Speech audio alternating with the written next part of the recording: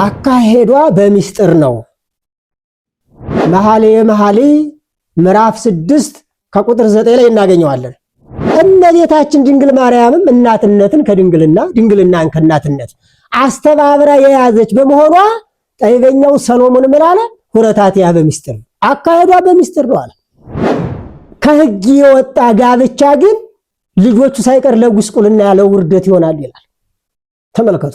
ወዘር ዘይወፅእ እምስካበ ታዳውያን ሕግ፣ እንደ ፍላጻ የሚዋጋ እንደ ሾተል የሚጠቃ ንግግር አለ ወገኖቼ። ስንቱ ነው በንግግር የቆሰለው?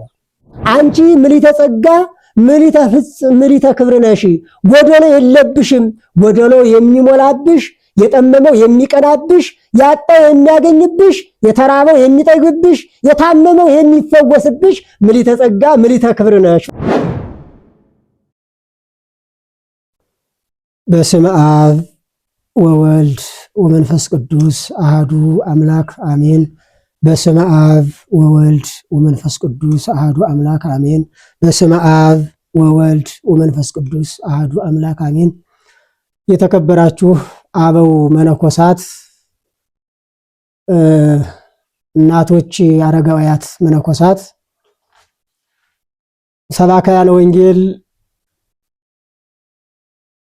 ለተልእኮ ምስጢር የምትፋጠኑ ዲያቆናት፣ በዚህ በቅድስናው ስፍራ የተሰበሰባችሁ ሁሉ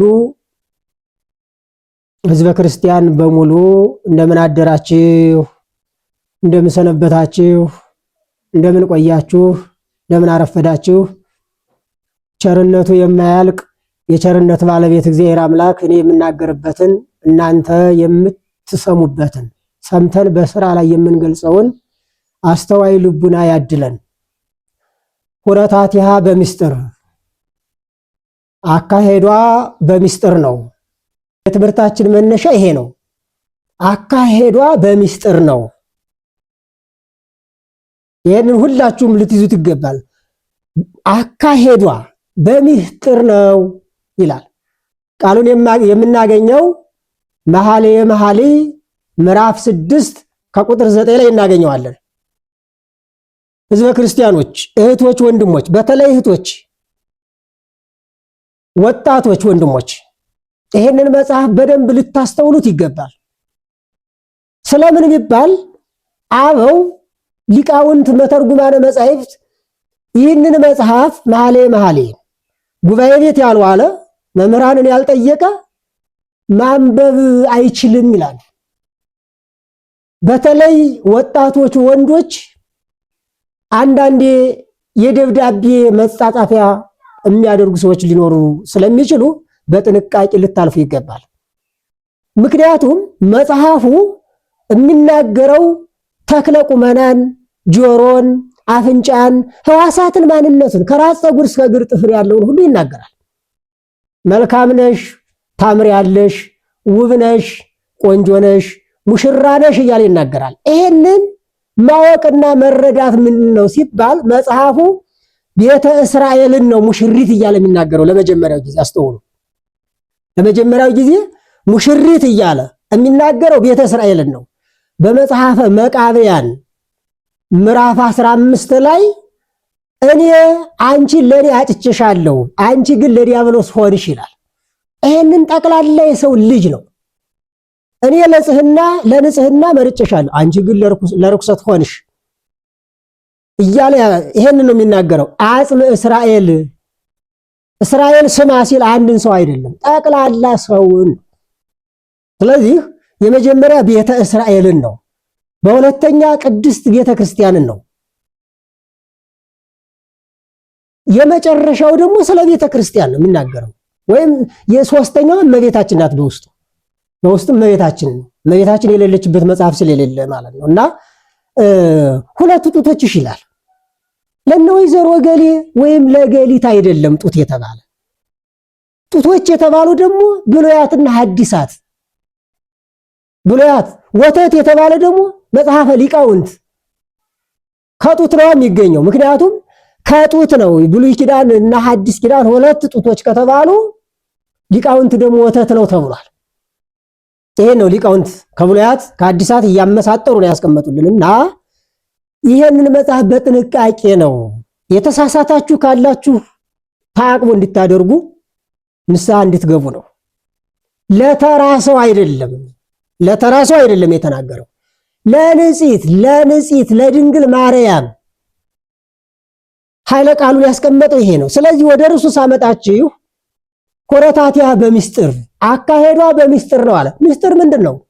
ሚስጥር ማለት ሰው የማይደርስበት ረቂቅ ነገር ነው። ረቂቅ ነገር ነውና ለመጀመሪያ እስራኤል ከግብፅ ሲወጡ 7 ደመና ተጋርዶላቸው ከላይ ፀሐይ እንዳይመታቸው ከታች እንቅፋትና እሾህ እንዳይወጋቸው እንቅፋት እንዳይመታቸው የተጎዘጎዛል። በቀኝ በግራ በፊት በኋላ ከዚያ ደግሞ ጠላት ሲመጣ ረግረግ ሆኖ የሚያሰጥም መንገድ የሚጠርግ ትራክተር መስሎ ሆኖ የሚረዳቸው ደመና ነበር። ከባርነት ሲያወጣ 7 ደመና አጅቦ ስለዚህ አይታዩም ማለት ነው። በዚህ በመጽሐፈ ኢዮብ ምዕራፍ 37 ላይ ወይሴውር ህሩያነ በደመና እግዚአብሔር አምላክ ፀሐይን፣ ጨረቃን፣ ከዋክብትን፣ አዝሪትን፣ አትክልትን በደመና ይሰውራቸዋል አለ። ክረምትም እንደመሆኑ መጠን ይሰውራቸዋል። አዎ ይሰውራል። ደመና ፀሐይን አያሳይም፣ ይጋርዳታል። መውጣት አትችልም፣ ሙቀቷ ይቀንሳል ራሱ። ይህን ነው ያደረገው። ከዋክብት አይታዩም ማለት አዝሪት፣ አትክልትም የሚሸፈኑት በደመና ነው አለ። ሰም ነው። ወደ ምስጢሩ ሲገባ ደግሞ የተመረጡትን እንደ ኤልያስ እንደ ሄኖክ ያሉትን ከሞት ጥላ ያድናቸዋል፣ ይሰውራቸዋል። ያመኑበት ክርስቲያኖችን ከላይ ከሚወረወረው ከታች ከሚቀሰረው ያድናቸዋል፣ ይሰውራል። እግዚአብሔር አምላክ ሁላችንም ከመከራ ስጋ ከመከራ ነፍስ ይሰውረን። ከመከራ ስጋ ከመከራ ነፍስ የምንሰወርበት የምንድንባት ደግሞ እናታችን ድንግል ማርያም ናት። ትምህርቱም ዛሬ የምንናገረው ነሐሴ 7 ጽንሰታ ነው። ዛሬ በዓሉ ጽንሰታ ነው። የተጸነሰችበት ዕለት ነው። ይህን እናደርጋለን። ስለዚህ አካሄዷ በሚስጥር ነው አለ። እስራኤል በደመና ተጋርደው ከላይ ከሚወረወረው ከታች ከሚቀሰረው ድነው ወጥተዋል። በሁለተኛ ደረጃ ደግሞ አካሄዷ በሚስጥር ነው የተባለች ድንግል ማርያም ናት። እመቤታችን ሚስጥር ናት። ራሷ ሚስጥር ናት። ለምን ሲባል አካሄዷ በሚስጥር ነው የተባለው ስራዋ ሁሉ ሚስጥር ነው። እመቤታችን በሕቱም ድንግልና ጸንሳ በሕቱም ድንግልና የወለደች እንደ እመቤታችን ያለ የለም። በዓለም ላይ ያሉ ደናግል የተባሉት እናቶች እህቶች ድንግል ሲሆኑ እናት አይሆኑም፣ እናት ሲሆኑም ድንግል አይሆኑም። እመቤታችን ግን ድንግልናን ከእናትነት እናትነትን ከድንግልና አንድ አድርጋ አስተካክላ የያዘች ማናት ብትባል ድንግል ማርያም ናት። ለዚህ ነው አካሄዷ በሚስጥር ነው አለ። አትታይም፣ ረቂቅ ናት አለ። ረቂቅ ንግሥት ናት እና ሰሎሞን ቅድመ ልደተ ክርስቶስ በ1000 ወይም በ900 የነበረ የሰባኪው የዳዊት ልጅ ሰሎሞን ነው። ከአባቱ ምስጢርን ይሰማል። አባቱ የሚያደርገውን ይመለከታል። እርሱም በአባቱ ያደረ መንፈስ ቅዱስ ገልጾለት ስለ እመቤታችን ስለ ድንግል ማርያም ገና እኮ መጻኢ ቃል ነው። ገና እኮ ምንም በአምላክ ሕሊና እንኳን ብትታሰብ አልተወለደችም። በዚያን ሰዓት በመጻኢ ቃል ድንግል ማርያም ወደፊት አምላክን በድንግልና ጸንሳ በድንግልና እንደምትወልድ ኮረታቲያ በሚስጥር አካሄዷ በሚስጥር ነው አለ። በእመቤታችን ያመኑ በቃል ኪዳኗ የተማጸኑም ሁሉ እነሱም አካሄዳቸው በሚስጥር ነው። አካሄድ ምዕመናን እኛ ራሳችን ሚስጥር ነን። ለአሕዛብ አልደረሱብንም። ለምን? ቅዱስ ሥጋውን ክቡር ደሙን ተቀብለናል ብንነግራቸው አይገባቸውማ። እንዴት ይገባቸዋል? አይገባቸውም። ምስጢር ያልሆነ የለም በቤተ ክርስቲያን ዙሪያ እና አካሄዷ አረማመዷ በምስጢር ነው አለ። ትልቅ ምስጢር ከዚህ ላይ የምናየው አንደኛ ጽንሰቷ እናያለን። ሁለተኛ ደግሞ በዚህ ውስጥ የእመቤታችን ንጽህናዋን እናሳያለን። እና ሁረት ወይም ሁረታት አካሄድ ወዴት ነው የምትራመደው? ወዴት ነው የምትሄደው? ተስፋ ነው። ልብ ብላችሁ አስተውሉ። ከአንድ ቦታ ወደ አንድ ቦታ እየተጓዘች አይደለም፣ በእግሯ እየሄደች አይደለም። አሁን እንግዲህ አልተወለደች። እግዝእትነ ማርያም ነበረት እምቅድመ ዓለም በህሊና አምላክ፣ ድንግል ማርያም በአምላክ ህሊና አለች፣ ትታወቃለች አለ፣ ታስባለች አለ። ቅድመ ዓለም ሥላሴ ማኅደረ መለኮት ወይም ማኅደረ ሥላሴ እንደምትሆን አስቀድመው ያውቃሉ። ይህንን የሚያውቁ ስሉስ ቅዱስ ደግሞ ለሰሎሞን ተገልጾለት አካሄዷ በሚስጥር ነው አለ። አካሄዷ በሚስጥር ነው። ጠቢበኛ የሆነው ራሱ ሰሎሞን የሚገርማችሁ በፍጻሜ ዘመኑ በዚህ ዓለም ካሉ ሰዎች መልክን እንደ ሰሎሞን የሚመስል የለም። ጥበብንም እንደ ሰሎሞን ያለ የለም። ሰሎሞን የተወለደው ከንጉሱ ከዳዊት ነው። ያደገው በማር በወተት በፍትፍት ነው። የነገሰው በ12 ዓመቱ ነው። በ12 ዓመቱ ሲነግስ እንዲህ የ12 ዓመት ልጅ እንኳን ህዝብን ሊመራ ይቅርና ራሱን እንዴት ይመራል? እንዴት ያስተዳድራል? የጥበብ ባለሙያው አንተ ነህ ግለጽልኝ ነው ያለው። አያችሁ፣ ተከሳሽ ሲመጣ ከሳሽ ሲመጣ ከሳሹ ምን እንደሚናገር ተከሳሹ ምን እንደሚመልስ አላውቅም። በዳኝነት ካስቀመጥከኝ አንተ ግለጽልኝ አለ። ሰራዊት ማሰማራት አልችልም፣ ህዝቡንም ማስተናገድ አልችልም፣ አንተ እርዳኝ፣ አንተ ግለጽልኝ አለ። ያን ጊዜ እግዚአብሔር አምላክ የነገሩትን የማይረሳ የለመኑትን የማይነሳ ተገለጸና ወዳጄ ሰሎሞን ሆይ ካንተ በፊት የነበሩት ነገስታት እድሜያችን አስረዝምልን፣ ሀብታችን አብዛልን፣ ጠላቶቻችን አጥፋልን፣ መንግስታችን አስፋልን እያሉ ነበር የሚለምኑት። አንተ ግን ጥበብን ብቻ ነው። ስለዚህ ስጋዊውንም መንፈሳዊውንም ጥበብ ገልጬልሃለሁ ሲለው ሁሉም ተገልጾለት በዚህ በድርሰቱ ወይም በጸሐፈው በዚህ በትንቢቱ ስለ እናቱ ስለ ድንግል ማርያም ስለገለጸለት ይህን ምስጢር አካሄዷ በምስጢር ነው አለ እና ሰሎሞን እንዲህ አድርጎ ሰው እስከሆነ ድረስ በደለ፣ ኃጢአት ሰራ። ብዙ ሴቶች ራሱ ወደ እነርሱ ጉያ እንዲገባ አደረጉት።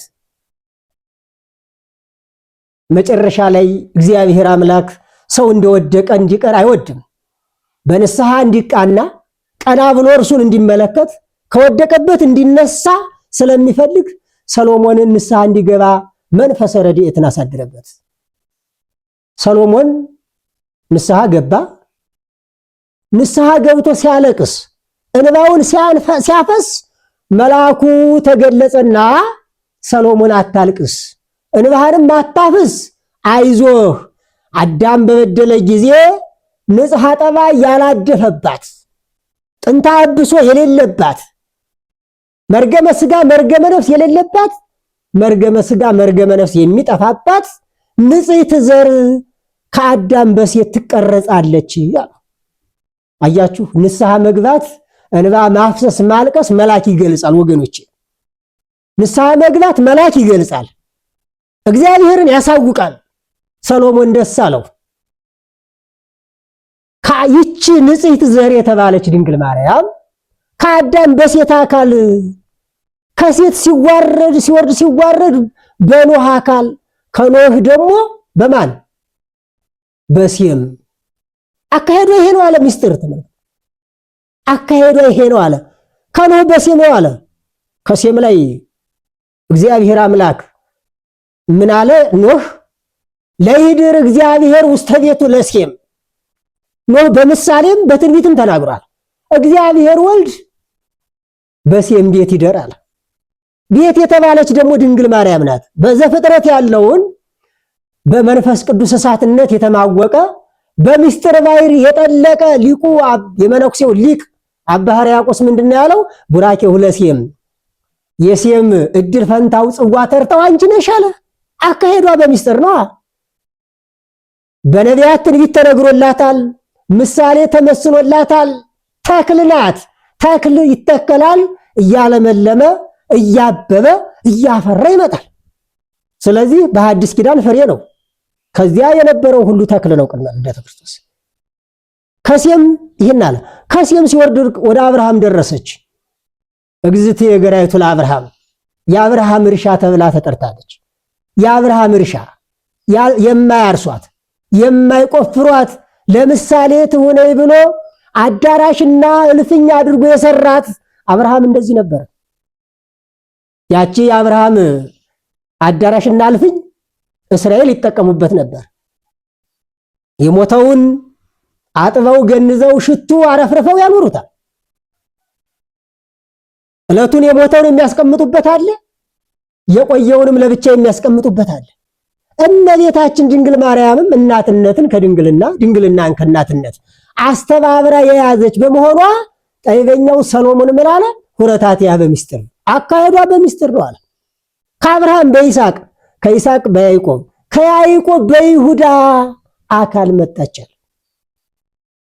ከዚህ ከዳዊት በራሱ በሰሎሞን አካሄዷ ይሄ ነው ሚስጥር የተባለ። እዚህ ላይ ማየት ያለብን ብዙዎቻችን አንዳንዴ ካለማወቅ አካል ገዝታ የመጣች ይመስላችኋል። እንዴ አካል ገዝታ አልተወለደች። ትንቢቱ ምሳሌው ነው። ለምሳሌ ማርያም ሰተሃቱ ውስጥ ተከርሱ ለአዳም ከመባህሪ ጻዳ፣ ድንግል ማርያም በአዳም ሆድ ውስጥ እንደ እንቁ እየፈለቀች ትመጣለች አለ። ይሄ ምንድን ነው? ከልጅ ልጅ የሚለውን ቃል ለመጀመሪያ ጊዜ የተናገረው እግዚአብሔር ነው። ይሄንን ለአዳም ነግሮታል። አዳም ለልጆቹ ነግሯቸዋል። ከአዳም ሁሉ አዳማዊ ፍጥረት የሆነ ሁሉ ከአዳም የተወለደ ሁሉ ትንቢት የሚናገረውም ይሄንን ቃል በእያንዳንዱ ቦታ ጽፎታል፣ ተናግሮታል። ያን ነው እንጂ አካል ገዝታ እየመጣች አይደለም። ተስፋ ናት። በአምላክ ሕግ ስለታወቀች ነው። ትንቢት ስለተነገረላት ነው። ምሳሌው ስለተቀመጠ ነው። እርሱ ነው። ይሄንን ነው ሰሎሞን አካሄዷ በሚስጥር ነው አለ። ሚስጥሩንም የሚያውቁት ሥላሴ ናቸው፣ እኛ እናውቀው። አካሄዷ በሚስጥር ነው አለ። ምስጢር ነው። ስለዚህ እመቤታችን ድንግል ማርያም እናቷ ሐና ናት፣ አባቷ ኢያቄም ነው። እነዚህ ደጋግ ሰዎች ናቸው። የሚገርማችሁ በንጽህና በድንግልና የሚኖሩ ናቸው። በንጽህና በድንግልና እየኖሩ ወዳው እንደተጋቡ የድንግልና ዕለት ጋብቻቸው እንደተፈጸመ ዕለቱን ምን አደረጉ? ልጅ ቢሰጠን እንገናኛሉና ሩካቤ ሥጋ አደረጉ። አልሰጣቸውም። ተመልከቱ፣ እግዚአብሔር ዘርን የፈጠረው ለመባዛት ለመራባት ነው። ለስስትና ለሴሰኝነት ለዝሙት አይደለም። ሐናና ኢያቄም ግን ልጅ ካልሰጠንማ ምን ይሆነናል? ስስትና ዝሙት ይሆንብናል አሉና ምንጣፋቸውንም ለዩ፣ አልጋቸውንም ለዩ፣ ለብቻቸው ተኙ። ኢያቄም ከሐና ርቆ፣ ሐና ከኢያቄም ርቃ ንጽህናችን ጠብቆ መኖር ጀመሩ። አሁንም ከብዙ ዘመን በኋላ ልጅ ቢሰጠን አሉና አሁንም አብረው ተኙ። አልሰጣቸውም። ስስትና ዝሙት ይሆናል፣ ካሁን በኋላ ተራርቀን መኖር አለብን ብለው ወስነው ሳለ ሐምሌ 30 ቀን መልአኩ ቅዱስ ገብርኤል መጣ። የሚገርማችሁ ይሄ መልአክ ቀድሞም አባታችን አዳም በድሎ ሳለ ዲያብሎስ በመከራ ሲያጸናበት በየጊዜውና በየሰዓቱ በየዕለቱ እየተገኘ አዳም ምን ነው ከፈጣሪ ጋር ተጣላ እያለ መከራውን እያስወገደ እያረጋጋ አይዞህ እያለ በቀኝ በግራ በፊት በኋላ እየቆመ አዳምን ሲደግፍ የነበረ መልአክ ነው ወገኖች። ከሰው የማይለይ ነው። ገና ነው መልአክ ቅዱስ ገብርኤል በዚህን ሰዓት መጣ። ሰማይና ምድር ወይም በሰማይ በምድር ያሉ በዓለም ላይ ያለ ሰው ቢመዘን ከራስ ፀጉሯ አንዱን እንኳን የማያህል ልዩ የሆነች ፍጥረት ትወልዳላችሁ አላቸው። ስለዚህ እግዚአብሔር አምላክ በሩካቤ ተገናኛት ብሎሃል አለው። ለዚህ ነው ክቡራው ስቦ በኩልሄ ወለምስካቦሙን ያልቦቱ ስበት ጋብቻ መልካም ነው። ጋብቻ መልካም ነው። መጋባት መልካም ነው። ለሁሉ መልካም ነው። ለምኝታውም ርኩሰት የለውም፣ ነውር ነቀፋ የለውም ማለት። ሴሰኞችንና ዝሙተኞችን ግን እግዚአብሔር ያጠፋቸዋል ይላል ሐዋርያው ቅዱስ ጳውሎስ ለዕብራውያን በጻፈው ለዕብራውያን ሰዎች በምዕራፍ 12 ላይ አስቀምጦታል። ሴሰኞችና ዝሙተኞችን ግን ይፈርድባቸዋል ነው። ተመልከቱ እንግዲህ ለዚያ ነው ብዙ ጊዜ ጋብቻ ለሩካቤ ብቻ ይመስለዋል ሰው። አይደለም፣ አይደለም። ልጅ ለመውለድ ለመረዳዳት ነው። ከፈቲው ለመጠበቅ ነው። ሐናና ኢያቄም ፈቲው የለባቸው፣ ክቡራን ናቸው። በዚህን ሰዓት ኢያቄም እና ሐና በብስራተ መልአክ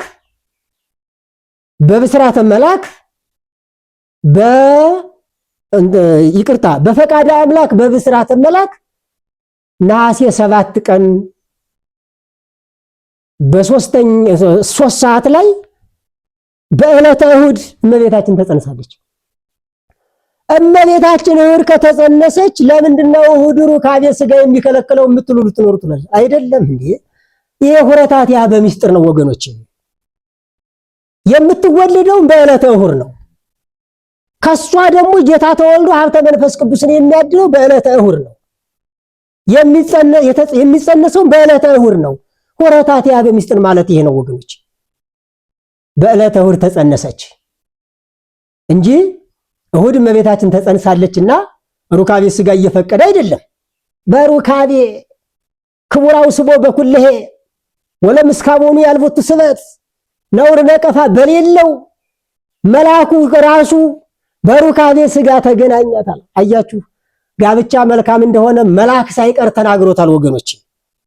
ከመልአኩ በእግዚአብሔር አምላክ ለቅዱስ ገብርኤል ነግሮታል ይሄንን ቃል። ይሄንን ነው ሴሰኞችና ዝሙተኞችን ግን ይፈርድባቸዋል ያለው። አያችሁ እና ጽንሰት ማለት መጸነስ ነው። ከአባት ዘር ከእናት ደም ይከፈላል። ምክንያቱም ተከፈለ የሚባለው ልጅ ሲወለድ ከአባቱ ከእናቱ አራቱ ባህሪያትን ነፍስ የሚሆነው ነገር አውሬ ይከፈላል። አሁን ብዙ ጊዜ ነፍስን ካለመኖር ወደ መኖር አምጥቶ የፈጠረ ይላል መጽሐፍ ቅዱስ። ከአባት ዘር ከእናት ደም ሲከፈል ነፍስ የሚሆነው አብሮ ነው የሚከፈለው። ይሄ ነው። ምክንያቱም ለብቻ ሥጋ ተፈጥሮ ነፍስ ለብቻ በኋላ የምትገባ አይደለም። በዚህን ሰዓትና ጽንሰታ ማለት እመቤታችን የተጸነሰችበት መቼ? ነሐሴ 7 ቀን ነው። በዚህን ሰዓት መካን ነበሩ። ግን የሚገርማችሁ ምክንያት በሶስት ወገን ነው። የመጀመሪያው ምክንያት ፍጻሜው እንዲያምር በትዕግስት ለምሳሌ ኤልሳቤጥም ሰዎች ሲያገሏት ሲነቅፏት ዳቦ ነው ሆዷን የረፋው እያሉ ሰዎች ሲያሰቃዩት፣ ነገር ግን መጥምቀ መለኮት የሚባል ክርስቶስን የሚያጠምቅ ልጅ ወልዳለች። ሳራም ካረጀች ከሸመገለች ሙቀትና ልምላሜ ከተለያት በኋላ ለክርስቶስ አምሳል የሆነ ይስሐቅን ወልዳለች። ይሄ ነው ያንዱ። ሁለተኛው ምክንያት ምንድነው ሲባል የማይጠቅም ከሆነ እግዚአብሔር አምላክ አይሰጥም። አንድ ንጉስ ነበር፣ የሚገርማችሁ በድንግልና ይገዛ ነበር። ሲገዛ እህቶች ነበሩት። እባክህ ውለድና አግባና ውለድ እያሉ ያስገድዱታል። አይ ክርስትና የገባው ስለነበረ ወደ ገዳም ሄደና በገዳም የሚኖሩትን መነኮሳት አባቶችን ጠየቃቸው። እኔ ወደ ዓለሙ ልቀላቀል ነው፣ ላገባ ነው፣ እንዴት ነው የምትለኛልና? አንዱን አባት ሲጠይቃቸው አንተ በድንግልና ነው መኖር ያለብህ፣ መግዛት ያለብህ። ካንተ የሚወለደው ቤተ ክርስቲያንን የሚያመዘብር፣ ህዝበ ክርስቲያንን የሚያርድ፣ ብዙዎችን የሚያሳድድ፣ ጣዖት የሚያስመልክ፣ እግዚአብሔርን የሚያስክር ነው። አይሆንም አለው። እሺ አለና ያ ንጉስ ተመለሰ። አሁንም እህቶች አንዳንዴ ሰው እግዚአብሔር የነገረውን የሚያስወግድ ሰው አለ? ተውኝ ባካችሁ። በገዳም ያሉ አባቶች ይነግረውኛል። አሁን በገዳም ያሉ አባቶች እንዲህ ብለዋል እያሉ ዛሬ እንደሚሸቅሉት እንደሚያተርፉት አይደለም። ማወቅ ያስፈልጋቸዋል። የክርስቲያን ወገኖች፣ ህዝበ ክርስቲያን በገዳም ያሉ አባቶች ተናግረዋል እያሉ ብዙዎቹ አተርፈዋል፣ ብዙዎቹ ደግሞ ከስረዋል። ይሄ ንጉስ ግን እውነተኞች አባቶች ካሉበት ነው የተናገረው። በዚህን ሰዓት አስገደዱት። እህቶቹ አገባ፣ ወለደ። ያ ከዚያ ንጉስ የተወለደው ሰው ቤተ ክርስቲያኗን እንዳልነበረች ያደረጋት ወገኖች፣ እንዳልነበረች። ብዙዎቹ ተሰደዱ፣ ብዙዎቹ ታረዱ፣ ብዙዎቹ ጠፉ። ብዙ ነገር መጣ። ተመልከቱ። ብለህነ ነበር ተብሎ አያችሁ። ስለዚህ የማይጠቅምን ነገር አይሰጥም። አሁን ብዙ ጊዜ ምክንያት መምከን ወይም አለመውለድ የኃጢአት ውጤት ይመስላችኋል ለብዙዎቹ። መውለድ ደግሞ የጽድቅ ውጤት አይደለም እንዴ? መውለድ ስላለብን ባህሪያችን የመራባት አቅም ስላለው ስለሰጠን ነው እንጂ እንደኛ ያለው ነው እንዴ? በቅድስና ወለደ የሚባለው እሱ አይደለም። ቅድስና እንደና አቡነ ተክለ ሃይማኖት ያሉት እንደና አቡነ ገብረ መንፈስ ቅዱስ ያሉት አንተን ፈሪ ሰውን አክባሪ ካልሆነ ማህፀንን ዝጋ ብለው እንደተናገሩት እንደነ እግዚአብሔር ያሉትን ነው እንጂ በዚህ ዓለም የሚዋለደው አሁን እየተዋለደ ያለው ምንድነው? አሁንም እንዲህ ይላል መጽሐፍ። ክቡር ካለ በኋላ ምንድነው ያለው? ከሕግ የወጣ ጋብቻ ግን ልጆቹ ሳይቀር ለጉስቁልና ያለው ውርደት ይሆናል ይላል። ተመልከቱ። ወዘር ዘይወፅ ምስካበ ታዳውያን ሕግን ተደፋፍረው ካፈረሱ ካጠፉ ወይም የእግዚአብሔርን ሕግ ካስወገዱ ከነዚያ የሚወለደው ልጅ ለሐሳር ለጉስቁልና ይሆናል አለ። እንዴ ሁሉም እኮ ይወልዳል። ሴት ስለሆነች ባህሪዋ መውለድ ነው። ስለዚህ አንዳንድ እህቶቻችን ልጅ የሚነሳችሁ ወንድሞቻችን ልጅ የሚነሳችሁ ስለሚወዳችሁ ነው እንጂ ስለሚጠላችሁ አይደለም። አንዳንድ ደግሞ በዘመኑ የቴክኖሎጂ መጀመሪያ እንደተጋቡ ብዙዎቹ ራሱ መድኃኒት ይጠቀማሉ። ያ መድኃኒቱ ብዙ ጫና ያደርጋል። አሁን ብዙ ጊዜ ያንዱን ራሱ ዝሙት በጣም ፍትወት ይጨምርበታል፣ የሴቲቱን ያጠፋል። በዚህ ጊዜ ይፋታሉ። ወይም የሴቲቱን ፍትወቷን ይጨምርባታል፣ የወንዱን ደግሞ ያጠፋዋል። በዚህ አልስማም ይላሉ። ስለዚህ ያም ሆኖ ደግሞ አንዳንዴ የማምከን ኃይል አለው።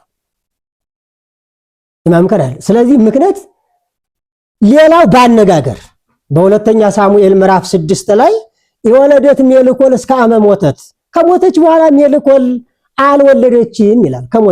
ሰው ከሞተው ይሄ ፍጻሜ የሌለው እስከ ይባላል። ጭራሽ ፈጽሞ አካቶ ማለት ነው። በዕብራይስጥ ቋንቋ ጭራሽ አልወለደችም ማለት ነው።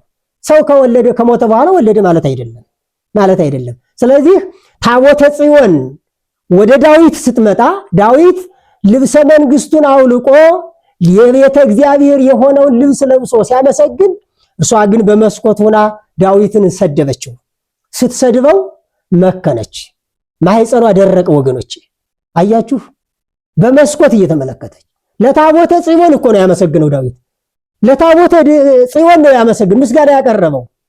ያቺ እኮ ሕጉ የተጻፈባት ናት። ይቺ ግን እመቤታችን ድንግል ማርያም እኮ አካላዊ ቃል ነው ተቀርጾ የተወለደባት። አያችሁ እንግዲህ ታቦተ ጽዮን ያን ያህል መዓት መከራ ካመጣች አካላዊ ቃልን የወለደችማ ምን ያህል ማነጻጸር ይቻላል። ስለዚህ ሰሎሞን መላለ አካሄዷ በሚስጥር ነው አለ። በሚስጥር ነው እና ሐና ኢያቄም መካን ሲባሉ እነሱ ከተቀመጡበት ላይ ሰዎች የማይቀመጡ በዘመናቸው አዘጋጅተው የሚመገቡት ነበር። እዚያ እንኳን አይሰጧቸውም። እናንተን በኃጢአታችሁ እግዚአብሔር ልጅ ነስቷችኋል እያሉ ያሳዝኗቸው ነበር። አያችሁ፣ ተመልከቱት። ስለዚህ ዛሬም ያልወለዱ በኃጢአት አይደለም፣ የወለዱትን በቅድስና አይደለም። እንደዚህ አይደለም። አለመውለድ የኃጢአት ውጤት አይደለም፣ መውለድም የጽድቅ ውጤት አይደለም። ይሄ እንድትረዱልን ነው። ወደ እመቤታችን ሳመጣችሁ ግን ሐናም መካን ተብላለች። በቅሎ ቢመግቧት ነው እንጂ አትወልድም፣ ቢወልዷት እንጂ አትወልድም። የበቅሎ ወገን ተብላለች። እንደ ፍላጻ የሚዋጋ እንደ ሾተል የሚጠቃ ንግግር አለ ወገኖቼ። ስንቱ ነው በንግግር የቆሰለው? ነቢየ እግዚአብሔር ኢሳይያስ በምዕራፍ 1 ላይ ከራስ ጠጉር እስከ እግር ጥፍር ያልቆሰላለን ይላል። ያልቆሰለ የለም። ቆስላለች ሐና፣ በቅሎ ነሽ፣ ይብስታት ጡትሽ የደረቀ ነው። ምን ይተመርገም እንዴ? ምን ይተክብር ልትወልድ እኮ ነው። ተመልከቱት። እርግማኔ የተሞላሽ ነሽ፣ ካንቺ ጋር ተሳትፎ የለንም። ኢያቄንም መስዋዕት አንተ አታቀርብም ኃጢአተኛ ነህ ብለው ታወጆባቸዋል። ታወጀባቸው ግን ከኃጢአት የምታነጻ መንግስተ ሰማያትን የምታስወርስ ልጅነትን የምታስመልስ ይሄ ነሐሴ 7 ቀን ድንግል ማርያም በፈቃደ አምላክ በብስራተ መልአክ ድንግል ማርያም ተወለደች። ደስ ይበላችሁ። የሚገርመው ይሄ ነው። ከዚህ ላይ እየጨረስኩ ነው። 7 ለምን ሆነ እንዴ? 7 ለምን ሆነ? በ7 የሚውሉት ስሉስ ቅዱስ ናቸው። ስላሴ ደግሞ በጥንተ ተፈጥሮ ስላሴ ሰውን ንግበር ሰብአ በአርአያነ ወበአምሳሊነ እኛን አስመስለን እንፍጠረው ብለው ያ የተፈጠረ ሰው ሁሉ በደል ወገኖች፣ ሁሉም ወደ ሲኦል በረት የሚገባ ሆነ። ስለዚህ ማይደረ ስላሴ መሆኗን ይገልጽልናል። ስላሴ በሚውሉበት ለዚያ ነው ቅዱስ ያሬድ አንቀጸ ብርሃን በሚባለው ድርሰቱ ተበዋሃ ለኪ እምአብ ወወልድ ወመንፈስ ቅዱስ፣ እነሆ ከአብ ከወልድ ከመንፈስ ቅዱስ ስልጣኑ ተሰጥሻል። አያችሁ፣ ከስላሴ ስልጣን እንዴ! እንኳን ስላሴ ይቅርና በዚህ ዓለም እንኳን ንጉስ ዘሴሞ ንጉስ ውቱ ንጉስ የሾመው ንጉስ ነው ይላል እኮ። አያችሁ፣ ከስላሴ ስልጣኑ ተሰጥሻል። እውነት ነው። ወደ መንግስተ ሰማያት ማስገባት ከመንግስተ ሰማያት ለጴጥሮስ ተሰጥቶት ይል እንዴ? እስቲ አስቡት። ለጴጥሮስ እኮ ተሰጥቶታል። እና ስላሴ በሚውሉበት እመቤታችን መጸነሷ ምንድነው ሲባል ሆረታቲያ በሚስጥር አካዷ በሚስጥር ነው። ማይደረ መለኮት የምትባል ስለሆነች ነው። ሁለተኛ ያ ሰው ከእሳት ከመሬት ከውሃ ከባህር ከነፋስ የተፈጠረው ሰው ፍጹም ሆኖ የተፈጠረው ሰው በደለ። በድንጋሌ ስጋ በድንጋሌ ነፍስ በድንጋሌ ሕሊና ፍጽምት ነሽ ሲል እግዚአብሔር አምላክ ነሐሴ 7 ቀን እንድትጸነስ አደረጋት። ሌላው 7 የሚለው ቋንቋ ፍጹም ነው፣ ፍጹም ነው። ምክንያቱም እኛ 10 ስንሞላ እንደገና 1 ነው የምንለው። ዕብራውያን ደግሞ በዕብራውያን አቆጣጠር እስከ 7 1 2 እያሉ ይቆጥራሉ። 7 ሲሉ እንደገና 1 ነው የሚሉት። ፍጹም ነው። እመቤታችን ፍጽምት ነሽ አንቺ ምልዕተ ጸጋ ምልዕተ ክብር ነሽ፣ ጎደሎ የለብሽም። ጎደሎ የሚሞላብሽ፣ የጠመመው የሚቀናብሽ፣ ያጣው የሚያገኝብሽ፣ የተራበው የሚጠግብሽ፣ የታመመው የሚፈወስብሽ ምልዕተ ጸጋ ምልዕተ ክብር ነሽ ብለው በ7 ተጸነሰች። ሌላው 7 የሱባኤ መቁጠሪያ ነው ወገኖች። ሱባኤ የተቆጠረለት ትንቢት የተነገረለት ወይም ሱባኤ የሚቆጠርለት ትንቢት የሚነገርለት አካላዊ ቃል ከመቤታችን እንደሚወለድ ያመለክታል። ትንቢትን የሚያናግር ሱባኤን የሚያስቆጥር ምሳሌን የሚያስመስል ማን ነው ሲባል መድኃኔ ዓለም ክርስቶስ ነው። ይህን ነው። ነሐሴ ለምን ሆነ? ነሐሴ 12ኛ ወር ነው ወገኖች። ወደፊት አዲስ ዘመን የሚቆጠርበት ነሐሴ መጨረሻው ነው። ምንም ጳጉሜን በመካከል ብትኖር እንኳን ወደፊት የሚመጣው መስከረም ነው። ያ ጭቃው አልፎ ለዚያ ነው እምጽውር ጽሩ የገብራ ከጭቃ ተመልከው። ሐናና ኢያቄም ናቸው ጭቃ የተባሉት። ለምን? ጥንተ አብሶ ይዟቸዋል። እመቤታችን ጥንተ አብሶ። ጥንተ አብሶ ማለት ጥንት ማለት ልጅነት ያጣንበት ወይም መጀመሪያ ሔዋን እናታችን አዳም አባታችን ትእዛዙን አፍርሰው ያ የነሱ የውርስ ኃጢአት ነው። እመቤታችን የውርስ ኃጢአት የለባትም ወገኖች። ሆረታቲያ በሚስጥር ማለት አካሄዷ አዳም ተናግሯታል፣ ተስፋ አድርጓታል። ሴም ተናግሯታል፣ ተስፋ አድርጓታል። አብርሃም ተናግሯታል፣ ተስፋ አድርጓታል። ሁሉም ውሉደ አብርሃም የሆኑ ሁሉ በዘርዕከ ይትባረኩ ኩሎሙ አሕዛበ ምድር፣ በዘርህ በክርስቶስ በዘርህ በድንግል ማርያም ሁሉም ይባረካሉ። መርገመ ሥጋ መርገመ ነፍስ ያለባቸው ሰዎች ከመርገመ ሥጋ ከመርገመ ነፍስ ይድናሉ፣ ኃጢአታቸው ይወገድላቸዋል። የተዘጋው ጥንት የነበሩበት ገነት ቤታቸው ይከፈትላቸዋል የሚለው መስከረም ደግሞ ይዞ የሚመጣው ብርሃን ነው ወገኖች፣ ብርሃን ነው። ያ ክረምቱ አልቆ ዘመን የሚቆጠርበት ሰዎች በአደባባይ አዋጅ ታውጆ ጾሙ በዚህ ነው የሚውልበት ተብሎ የሚነገርበት መስከረም ነው። አያችሁ እመቤታችን ብርሃን ናታ፣ የብርሃን እናት ናት፣ የብርሃን እናት ናትና ይሄ ነው። ሌላው 12ኛው ወር 12ቱ ሐዋርያትን ወደፊት እንደሚመርጥ ያመለክታል። ለዚያ ነው ሆረታቲያ በሚስጥር። ስለዚህ እመቤታችን ድንግል ማርያም ያ ተስፋ ትንቢት ምሳሌ ነው እየተነገረ የመጣው ነው። ከሐናና ከኢያቄም ግን ግብርም ግብር ስትከፈል ነው ያን ነው እንጂ በአዳም ውስጥ እየተመላለሰች ያ ትንቢት ምሳሌውን እሱን ነው እንጂ በአዳም ውስጥ አካል ገዝታ በሴም ውስጥ አካል ገዝታ በአብርሃም ውስጥ በተለያዩ አባቶች ወይም በነቢያት ከአንዱ አንደበት ወደ አንዱ አንደበት እየተሽከረከረች እንደዚህ አይደለም። ያ ምሳሌው ትንቢቱ ተስፋው ነው። ከሐናና ከኢያቄም ግን ግብርም ግብር ጭቃ የተባሉ ሐናና ኢያቄም ናቸው። ለምን? በጥንተ አብሶ ተውጠዋላ።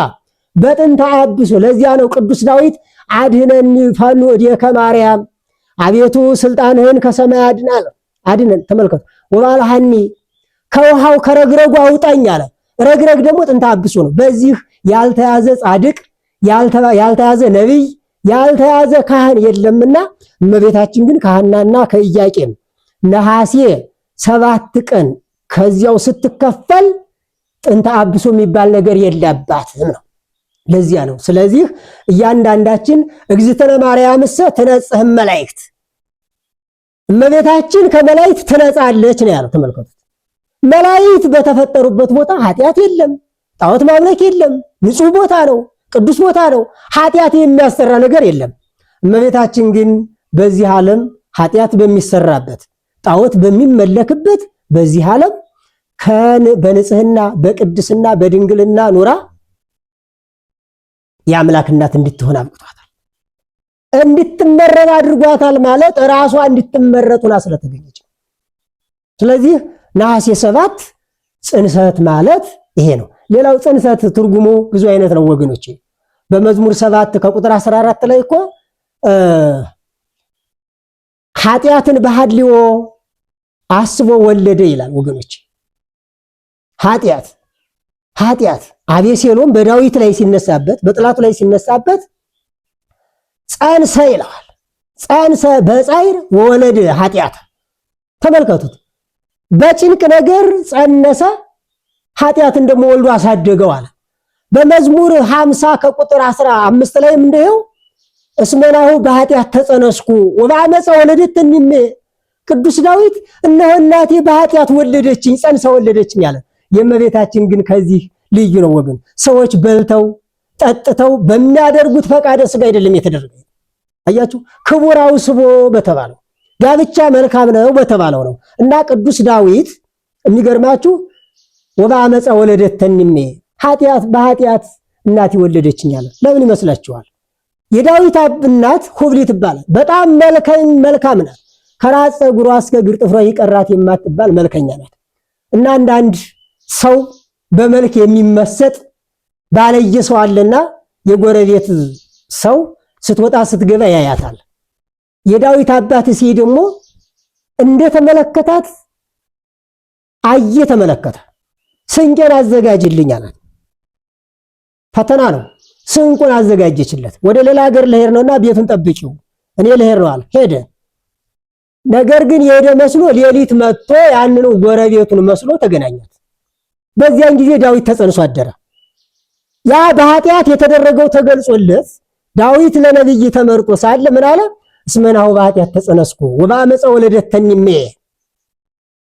እንዲህ ብሎ ስለተወለደ ያ እናቱ ያደረገችው ኃጢአት ተገልጾለት ደረሰው ስለራሱ በተናገረበት አንቀጽ ነውና። ስለዚህ የእመቤታችን ጽንሰት ግን ከዚህ የተለየ ነው። ሰው ሲጸነስ ቅድመ ልደተ ክርስቶስ ሰይጣን አብሮ ይጸነሳል። ማህፀን ሁሉ የዲያብሎስ ሆኗል ወገኖች። ማህፀን ሁሉ እያንዳንዱ ሲጸነስ አብሮ ይጸነሳል ሰይጣን።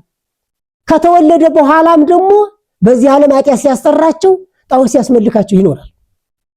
በሚታመሙበት ሰዓት ደግሞ ቀረብ ብሎ አስፈሪ የሆነውን ፊቱን ሲገልጽባቸው እያንዳንዱ ሰው ደሙ ይደርቃል። ነፍስ ደግሞ የምትኖረው በደም ነው። ይደርቃል፣ ይሞታል። ከዚያ በኋላ ስጋን በመቃብር አፈርሶ አበስብሶ ነፍስን ደግሞ በሲኦል ተቆራይቶ ይኖር ነበር። ይሄ ሁሉ በእመቤታችን የለባትም ወገኖች። እመቤታችን ፈጻሚተ የውጣ 10ቱ ቃላትን ጠብቃ የምትኖር ነውና ስለዚህ እመቤታችን አካሄዷ በምስጢር ነው። እኛም ራሱ ለሰው ብለን ሰርተን ሳይሆን እግዚአብሔር በጨለማ የምንሰራውን በስውር የምንሰራውን ይገልጸዋልና በቃል ኪዳኗ እየተማጸን በስሟ እያመን ምግባር ትሩፋት እየሰራን በቤተ ክርስቲያን ልንኖር ይገባልና ያስተማረን የመከረን እግዚአብሔር አምላክ ስሙ የተመሰገነ ይሁን። ቅዱስ ንስሐ ገብተን ቅዱስ ሥጋውን ክቡር ደሙን ተቀብለን የላይኛዋን ከተማ እንዲያወርሰን መልካም ፈቃድ ይሁንልን። ወስብሐት ለእግዚአብሔር ወለወላዲቱ ድንግል ወለመስቀሉ ክቡር። ይቆየን።